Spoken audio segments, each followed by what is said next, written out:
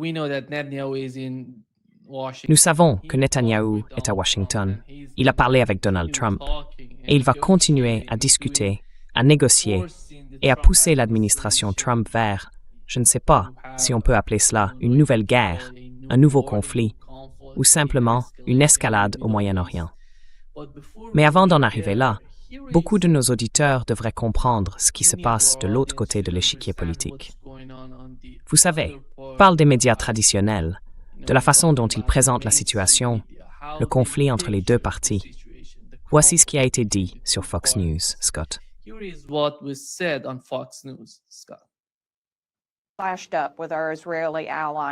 Nous avons coopéré avec nos alliés israéliens et nous en avons vu les résultats lors de la guerre de 12 jours l'année dernière, quand les Iraniens étaient complètement sans défense face à la fois aux Américains et aux Israéliens. Et ils le sont toujours, et ils le savent. Donc vous savez, avec l'Abraham Lincoln dans la région, le George H.W. Bush qui s'approche, et tous les systèmes Patriot et THAAD supplémentaires que nous avons déployés, nous sommes vraiment prêts à tout. Ensuite, tout dépend un peu des Iraniens. Le président leur parle aussi. Il a un accord à leur proposer. Pas d'armes nucléaires, pas de soutien aux terroristes et une réduction des missiles. S'il l'accepte, très bien. S'il ne l'accepte pas, alors il est prêt.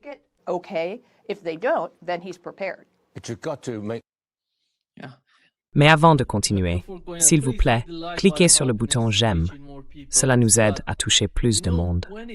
Scott, tu sais, quand il s'agit de revenir sur la guerre de 12 jours, à mon avis, si quelque chose se produisait maintenant, les deux parties, leur principal atout, leur point fort, serait leur puissance offensive. Ce n'est pas la puissance défensive d'un côté ou de l'autre. On voit une certaine fragilité dans leur capacité à se défendre contre une offensive. Tu sais, quand il s'agit des avions de chasse, quand il s'agit des missiles, quelle est ta compréhension de la situation actuelle entre les deux? Eh bien, tout d'abord, Israël n'a pas gagné la guerre de 12 jours. Israël a lancé une très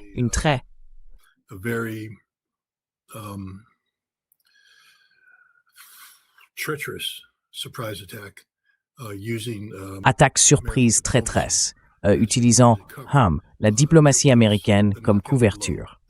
C'était le coup de grâce, le coup décisif d'Israël. Cela n'a pas fonctionné. En plus de la puissance aérienne déployée, il disposait également d'opérations clandestines étendues avec des drones. Un vaste réseau de drones contrôlés par des agents qui ont infligé de lourds dégâts à des cibles iraniennes. Le gouvernement iranien a pu se rétablir très rapidement, reprendre le contrôle non seulement des affaires politiques intérieures, mais aussi de son armée, remettre les forces militaires en état de marche et, presque immédiatement, lancer des opérations offensives, contre-offensives, contre Israël, qui se sont poursuivies tout au long du conflit.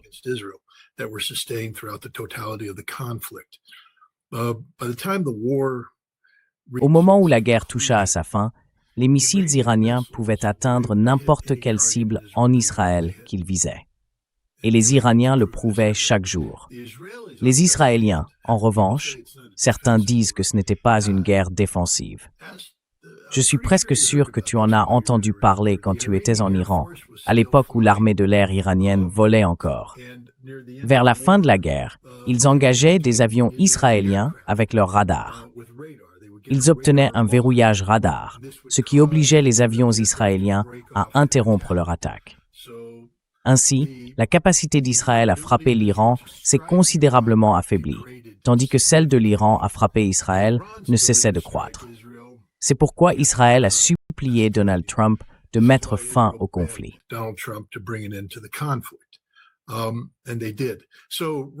Et ils l'ont fait. Donc dès le départ, l'analyse est fondamentalement erronée. L'Iran a été touché, bien sûr, n'importe qui il serait. Je veux dire, allez dormir la nuit et laissez une autre nation vous frapper de toutes ses forces, et voyez comment vous vous sentez. Mais regardez aussi les mains de Benjamin Netanyahou vers la fin de la guerre de 12 jours, alors qu'il tremble, qu'il réalise ce qui arrive à Israël et qu'il n'y a aucune défense. 2 porte-avions, l'Abraham Lincoln et le George W. Bush sont des porte-avions modernes.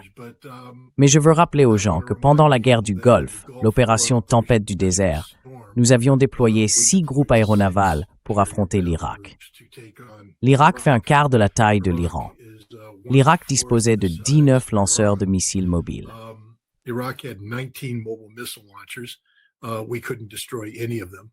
Nous n'avons pas pu en détruire un seul, même avec 6 porte-avions et des milliers d'avions de l'armée de l'air déployés dans la région. L'Irak n'a jamais menacé les bases aériennes d'où nous décollions, ni les porte-avions depuis lesquels nous opérions, contrairement à ce qui se passerait pour les États-Unis si nous attaquions l'Iran. Chaque base aérienne lançant des avions contre l'Iran serait frappée et les porte-avions seraient traqués. Que l'Iran puisse réellement les couler ou non est une toute autre question. Mais l'idée de simplement rester là, à percer des trous dans l'océan, à lancer et récupérer des avions sans aucune crainte, est absurde.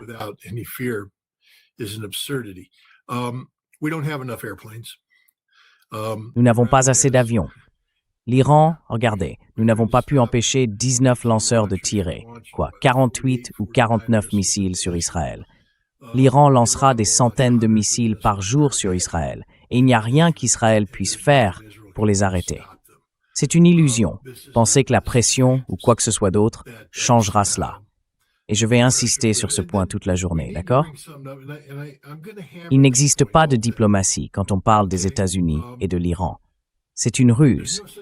Il n'y a pas de solution diplomatique acceptable pour les États-Unis autre qu'un changement de régime. Laissez-moi le redire une fois de plus, pour que tout le monde comprenne. Il n'y a pas de solution diplomatique acceptable pour les États-Unis autre qu'un changement de régime.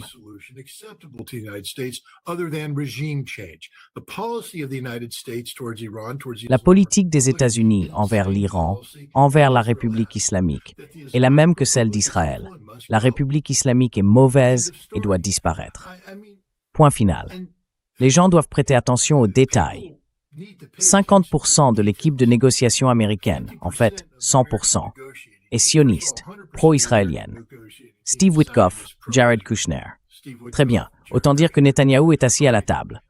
C'est la même chose. Ils sont en train de rencontrer Netanyahou en ce moment. Tous les sionistes de l'administration américaine rencontrent Netanyahou, car c'est une grande cabale sioniste. Changement de régime, changement de régime, changement de régime. Jared Kushner, qui est censé être là, leur dit « Écoutez, mon père est sérieux. »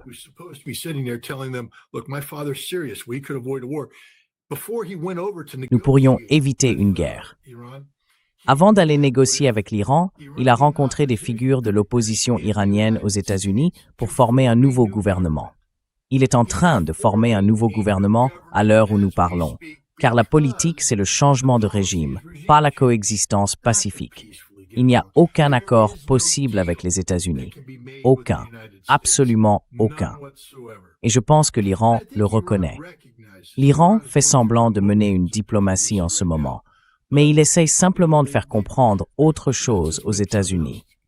L'Iran doit se débarrasser de ses missiles, surtout de ceux qui peuvent frapper Israël.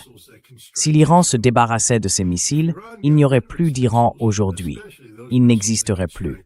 La seule chose qui permet à l'Iran de continuer à exister, ce sont les missiles qu'il possède et qui peuvent atteindre Israël.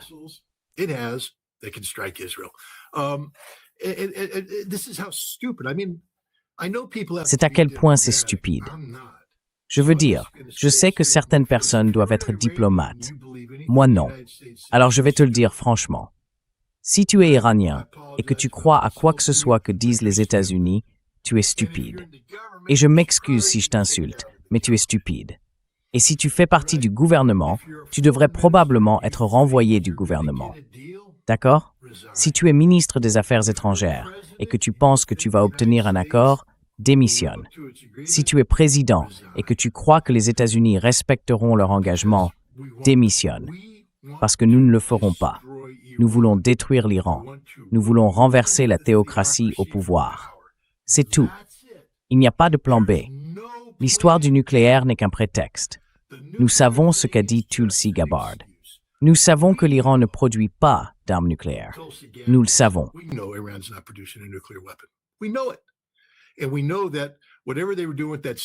Et nous savons que quoi qu'ils aient fait avec cet uranium enrichi à 60%, ils ne le font plus aujourd'hui.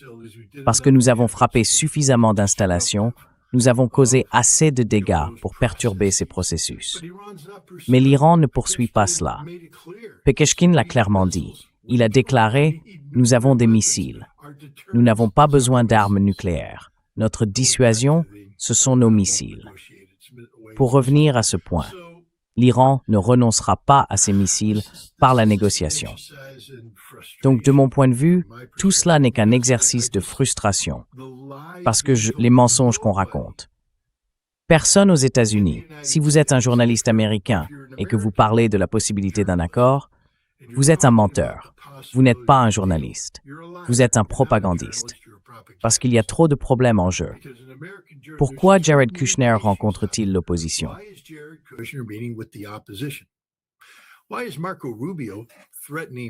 Pourquoi Marco Rubio menace-t-il tous les Américains en Iran de partir? Disons que Scott Ritter est allé à un festival et que je suis là-bas maintenant, mais voilà que Marco Rubio dit « Il faut partir, maintenant, mec, ou te mettre à l'abri, et tu dois trouver un moyen de sortir de là tout de suite. » Pourquoi? Eh bien, l'implication, c'est qu'on se prépare à bombarder. Et puis Jared Kushner et Steve Witkoff, les deux sionistes, vont sur l'Abraham Lincoln. Ils quittent la table des négociations, montent à bord de l'Abraham Lincoln, se promènent comme des touristes, comme si, j'en suis presque sûr, les gardiens de la révolution iranienne avaient dû aller changer de couche. Ils étaient à ce point effrayés. Je veux dire Steve Witkoff et Jared Kushner, deux des hommes les plus virils que la planète ait jamais portés. Ces types font de la musculation.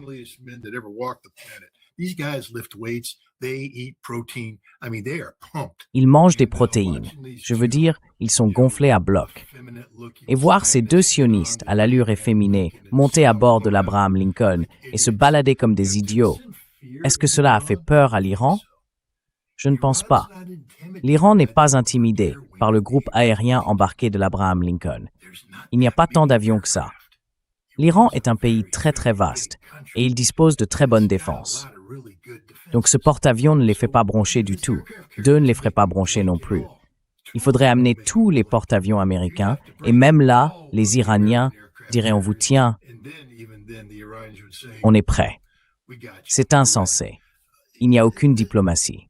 Je le répète, changement de régime, changement de régime, changement de régime.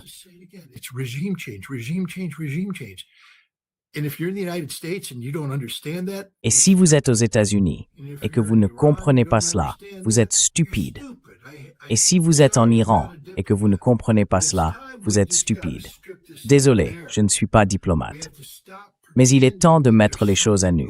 Nous devons arrêter de prétendre qu'il se passe quelque chose qui n'existe pas.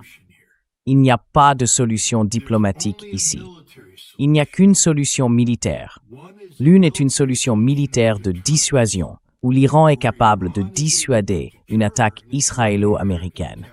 Parce que les conséquences d'une attaque contre l'Iran seraient si terriblement mauvaises pour l'attaquant qu'il vaudrait mieux ne pas attaquer du tout. Ou bien ils attaquent et renversent le régime. Ce sont les deux seules options.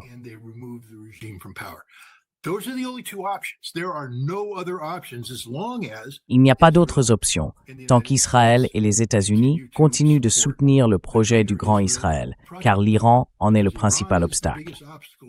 Ensuite, nous arrivons, vous savez, au troisième point. Cessez de soutenir le Hamas, cessez de soutenir le Hezbollah, cessez de soutenir les Houthis. Pourquoi? Eh bien, si vous voulez, je peux vous dire comment négocier la fin du soutien iranien au Hamas. Sortez de Gaza. Une Palestine libre et indépendante. L'Iran cessera. Je pourrais négocier cela en un instant. Je pourrais m'asseoir et conclure un accord de traité contraignant avec l'Iran, dans lequel il s'engagerait, avec des mesures de vérification, tout. Nous pourrions y parvenir. Je sais que nous le pourrions.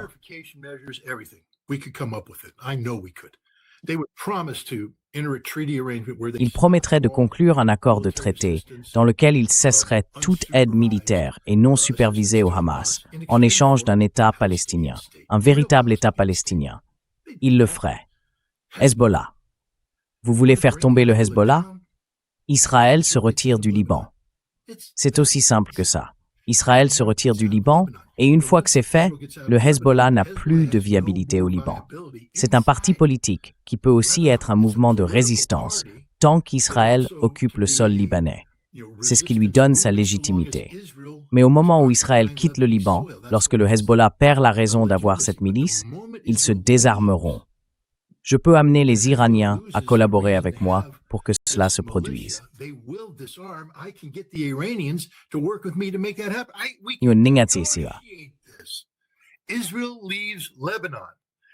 Israël quitte le Liban de manière vérifiable. Les Nations unies seraient présentes pour s'assurer que tout soit fait correctement et qu'ils ne reviennent pas. Un accord de traité. Je pourrais amener les Iraniens à accepter de faciliter le désarmement du Hezbollah et à convenir que le Hezbollah, en tant que milice, en tant que mouvement de résistance, n'existe plus. Nous pourrions faire cela. Les Houthis, je veux dire, vous savez, tout d'abord, les gens ont tendance à oublier que l'Arabie saoudite, les Émirats arabes unis, les États-Unis et tous les autres sont déjà en guerre contre les Houthis. Je veux dire, nous essayons de les écraser.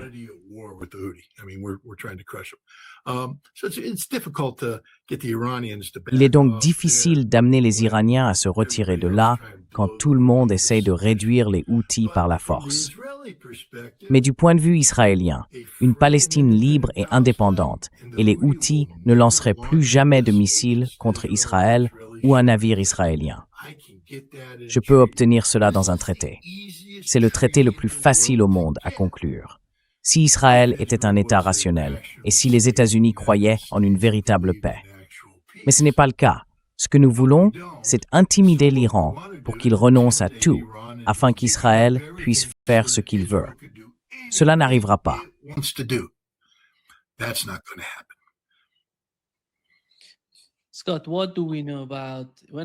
Scott, que savons-nous de cela? Quand j'étais en Iran, il parlait du chasseur furtif J-20, le chasseur chinois. Mais dans l'ensemble, d'après la relation, d'après ce que nous avons observé, et ce que nous pouvons trouver dans les médias ou à travers des discussions officielles, les responsables iraniens en parlent d'une certaine manière. Que savons-nous de l'ampleur et de la nature de la relation entre l'Iran, la Russie et la Chine à la suite de la guerre de 12 jours? Et comment cette relation évolue-t-elle? Reste-t-elle la même?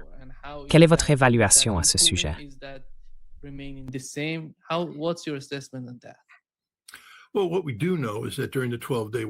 Eh bien, ce que nous savons, c'est que pendant la guerre de 12 jours, il n'y avait aucun accord formel entre la Russie et l'Iran.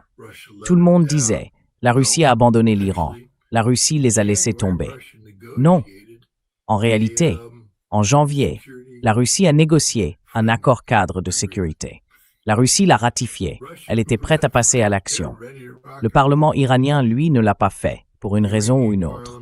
Je ne suis pas là pour les dénigrer, mais la raison pour laquelle les Russes avaient les mains liées lorsqu'il s'agissait d'aider l'Iran, c'est que l'Iran n'avait pas ratifié cet accord cadre de sécurité. Eh bien, cette erreur a été corrigée, et il existe désormais un accord cadre de sécurité. Nous ne savons pas exactement ce qu'il contient. Il s'agit d'une annexe classifiée.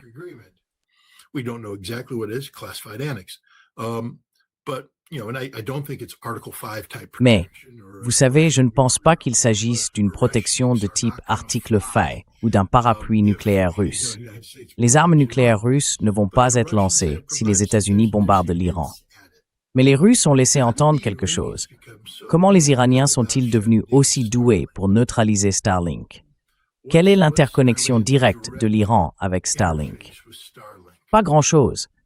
Quelle est celle de la Russie avec Starlink? Oh, elle est considérable. Les Ukrainiens l'utilisent. C'est ce qui alimente tous les drones. C'est ainsi qu'ils communiquent.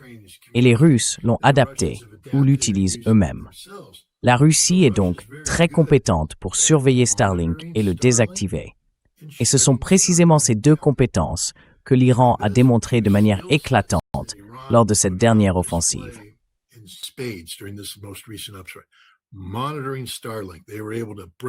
En surveillant Starlink, ils ont réussi à désactiver toute la connectivité, à la couper et à les rassembler. Je veux dire, les services de renseignement iraniens sont compétents. Je leur accorde tout le mérite. Mais cela avait une odeur d'assistance russe.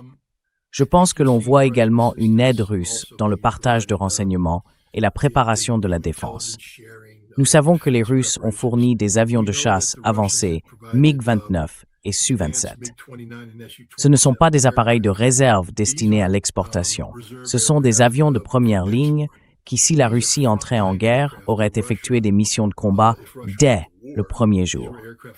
Vous savez, ce ne sont pas des Su-30, des Su-57 ou des Su-35, mais ils sont très performants.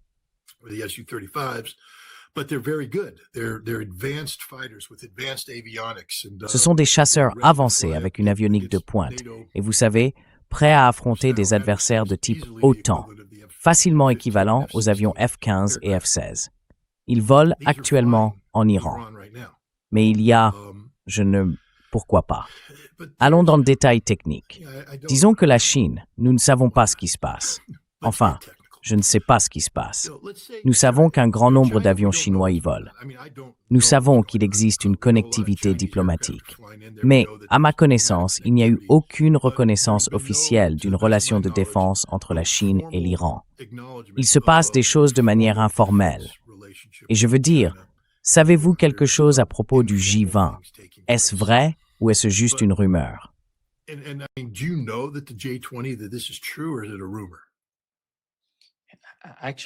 En fait, il me semble que je n'ai aucune preuve de l'existence d'un J-20, le chasseur furtif. Oui, moi non plus. Je ne sais pas. Ouais, mais supposons simplement que ça l'était.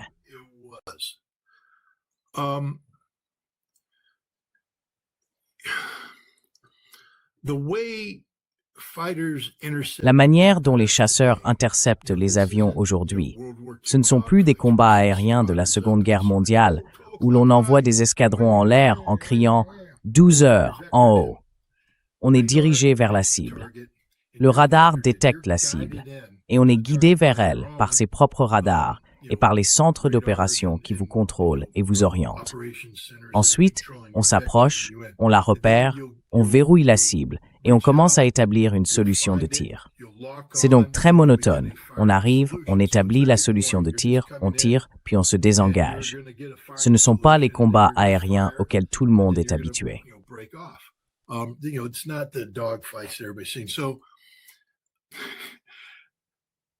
Ainsi, le meilleur atout de l'Iran aujourd'hui est ce sur quoi il travaille depuis toujours, le F-4 Phantom.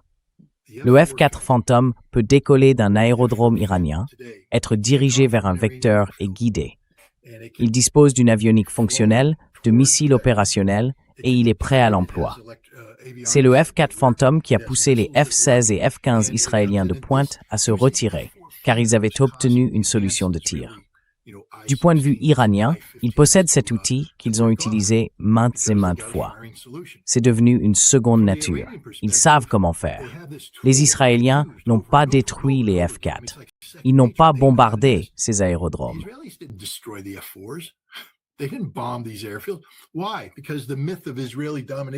Pourquoi? Parce que le mythe de la domination israélienne de l'espace aérien n'est justement qu'un mythe. Les Israéliens ont mené des attaques très ciblées. Ils disposaient de brèves fenêtres de temps pendant lesquelles ils pouvaient voler dans et autour de Tel Aviv, car ils arrivaient de la mer Caspienne, après avoir traversé l'Azerbaïdjan et contourné toutes les défenses aériennes iraniennes orientées dans cette direction. Cette erreur ne se reproduira pas. Mais, vous savez, les F-4 et même les F-14 volaient là-bas. Et ils ont réussi à effectuer des interceptions efficaces. Par interception, je ne veux pas dire abattre, mais obtenir un verrouillage suffisamment fort pour que les Israéliens soient contraints d'interrompre leur attaque.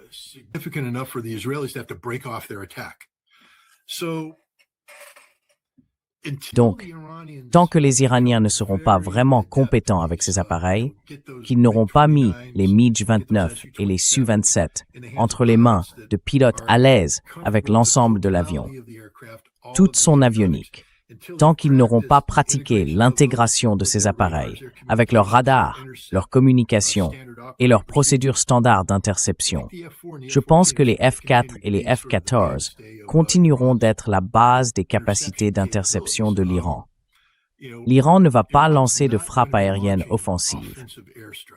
Là où les MiG-29 et les Su-27 pourraient s'avérer utiles, ce serait s'ils tentaient de se déployer rapidement dans une zone opérationnelle, peut-être là où se trouvent des avions ravitailleurs, afin d'essayer d'abattre ces avions ravitailleurs.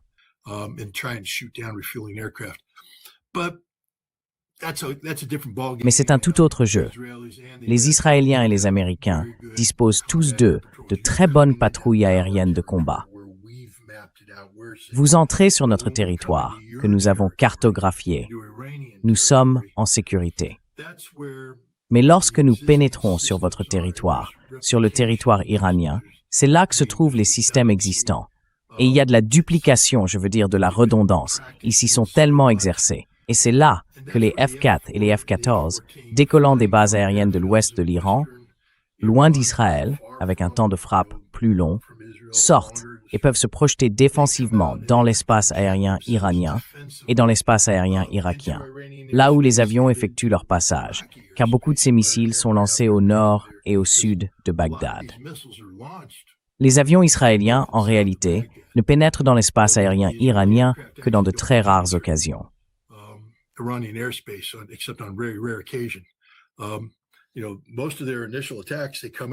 Tu sais, la plupart de leurs attaques initiales commencent par des lancements au nord et au sud de Bagdad avant de se disperser.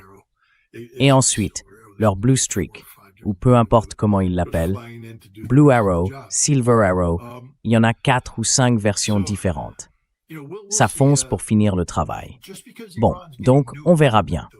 Ce n'est pas parce que l'Iran reçoit de nouveaux équipements que c'est forcément utile pour l'Iran, parce qu'il faut savoir s'en servir.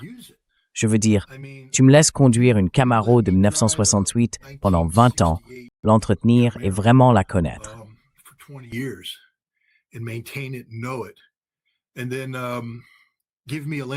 Et puis, donnez-moi une Lamborghini que je n'ai jamais conduite et dites-moi de faire la course.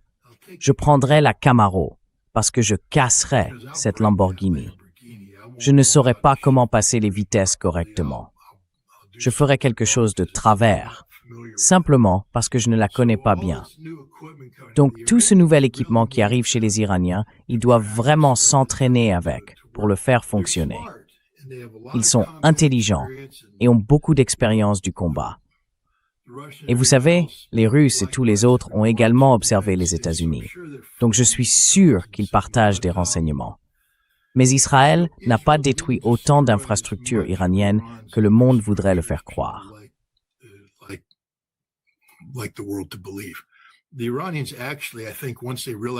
Je pense que les Iraniens, une fois qu'ils ont compris ce qui se passait avec les drones, ont simplement tout arrêté et ont évacué le matériel.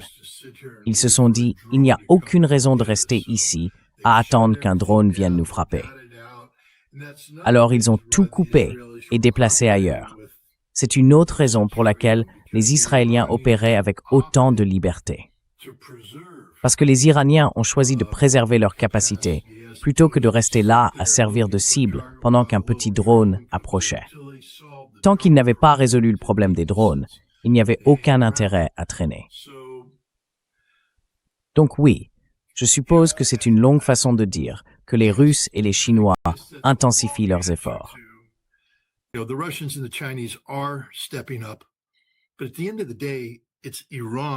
Mais au bout du compte, c'est l'Iran qui défend l'Iran.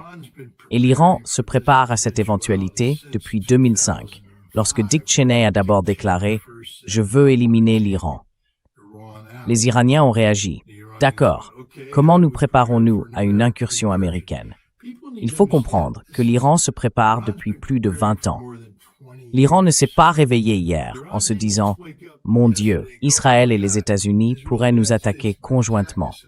Que faisons-nous » L'Iran planifie cela depuis longtemps.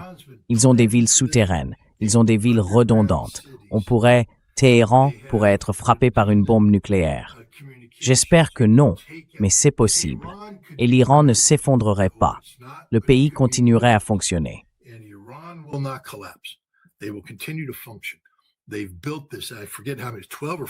Ils ont construit, 12 ou 14 districts militaires distincts, et chacun d'eux est souverain en ce qui concerne sa capacité à se défendre et à lancer des attaques contre Israël et les bases. Donc vous savez, l'Iran maîtrise la situation. C'est bien que la Russie et la Chine soient présentes, mais ni la Russie ni la Chine n'iront faire la guerre pour l'Iran. Les gens doivent revoir un peu leurs attentes à la baisse. Et ils doivent aussi être plus réalistes quant à ce qui s'est passé pendant la guerre de 12 jours. Je pense qu'on accorde beaucoup trop de mérite à Israël pour les dégâts causés, ainsi qu'aux États-Unis, et beaucoup trop peu à l'Iran pour ce qu'il a accompli sur le plan défensif et pour la manière dont il a projeté sa puissance en Israël.